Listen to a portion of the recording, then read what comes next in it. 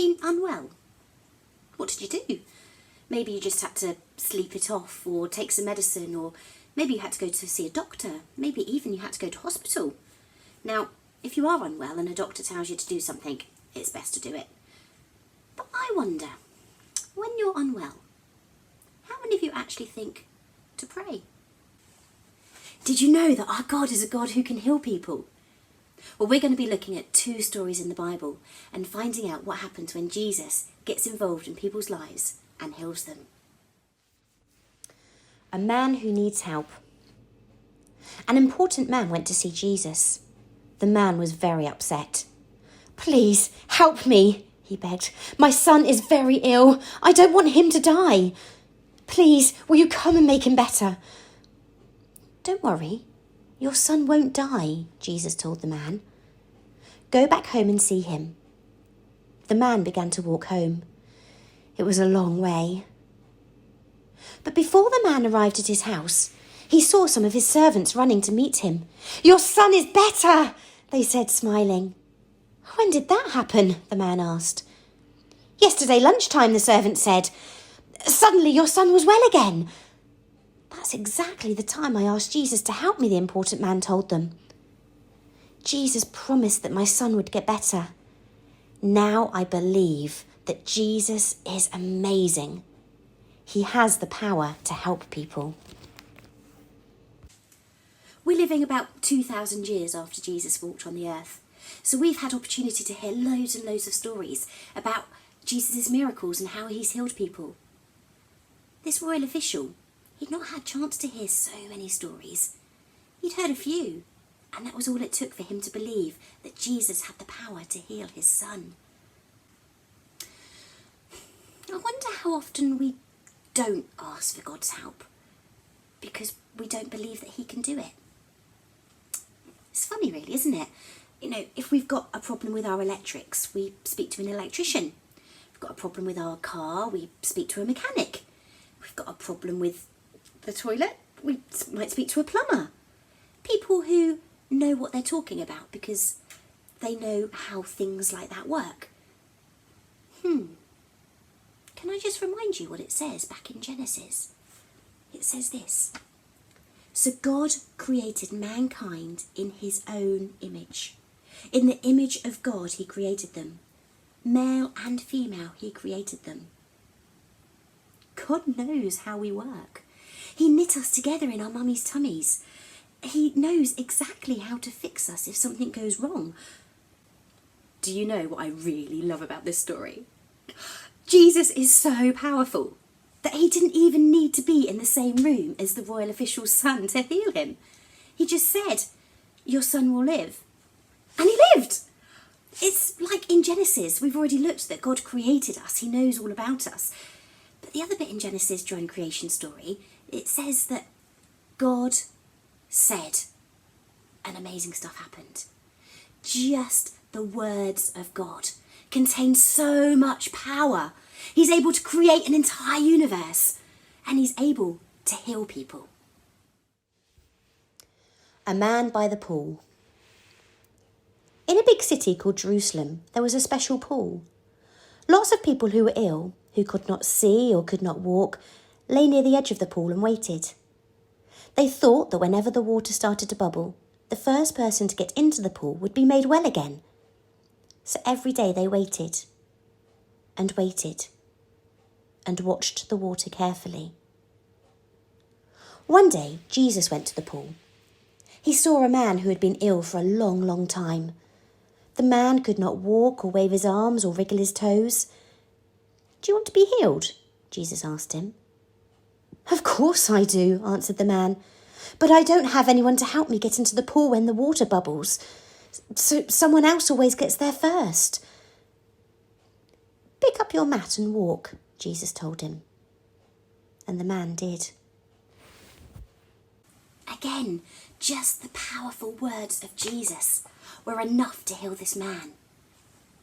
When people ask me why I believe in God, one thing I can trace it back to is my dad. Now, when I was little, my dad lost his sight. Couldn't see anything.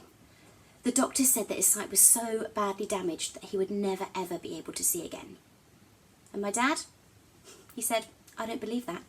I believe in a God who can heal. And so he had people praying for him.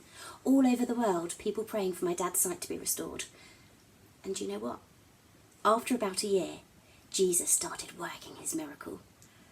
And slowly, my dad's sight started to come back. How could I not believe after that? The doctors had said it wasn't possible. It could only have been God. I've seen other people healed as well by Jesus' amazing miracles. Sometimes it's immediate and incredible to see. Sometimes it might take a while and lots of prayer. Sometimes it is harder to see if God is actually working a miracle in someone's life. And we just have to keep believing that God is in control. This little boy Noah, he's really poorly at the moment with cancer. The nurses said they don't believe in prayer or the power of God. But Noah's parents do, and his dad said to the nurse, if Noah gets up out of this bed, it's only because of God. And you know what? The past week, Noah has been doing really well. Now, we don't know what the future holds for him, but we have to keep trusting in God, believing and praying that God will bring healing. Now, sadly, some of you may have had experience of praying for someone to get better, really praying so hard, but that person didn't get better. Sometimes we pray for healing, but those people die. And it's really sad. It's really heartbreaking. And we don't know why it happens. We can question God, we can get angry at God, we can shout at him, we can ask him why.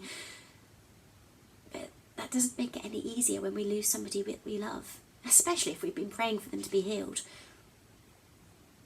But we have to have faith and believe that God is in control. God created the universe. God was there at the beginning and he will be there at the end, and he knows everything in between. He knows exactly what is best for us. And if you are struggling because you've lost somebody, even after you've been praying so hard for them to be healed, then get in touch with somebody at church, because we'd love to chat it through with you. We don't have the answers. We don't know why God makes these decisions. But we just have to trust and believe that he is in control. Did you know that the Bible tells us about a healing that's even more important than healing our bodies? The Bible tells us that we're all poorly. We're all ill because of this thing inside us called sin. Sin is all the things that go against God, all the wrong things we do. I'm sure you can probably think of a whole list of stuff you do. I certainly can. But that sin separates us from God. Now, over the next few weeks, we're going to be starting to look at the Easter story. And I'll tell you what, it's incredible. Because that illness, that sin, we can be healed from it. Sin is the worst illness ever because it separates us from God. But when Jesus came into the world and when he died on that cross, he gave us a way to be healed from sin. If we know and believe that Jesus died for us to heal us from that sin, and we say sorry to him for all of those bad things that we've done, then we're healed and we get to live forever in heaven with Jesus. The Bible tells us that in heaven there will be no more death, no more mourning, no more crying, no more pain. We will be completely healed. One final thing that I want you to remember. If you think back to the story of the man at the pool, I said that he didn't know who Jesus was. He hadn't had chance to hear and believe.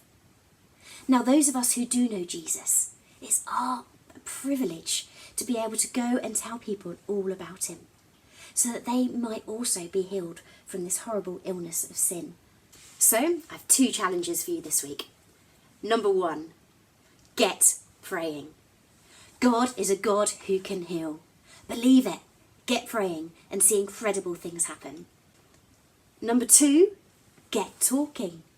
Tell as many people as you can about Jesus and this amazing, life-giving healing that he freely offers. So that's it.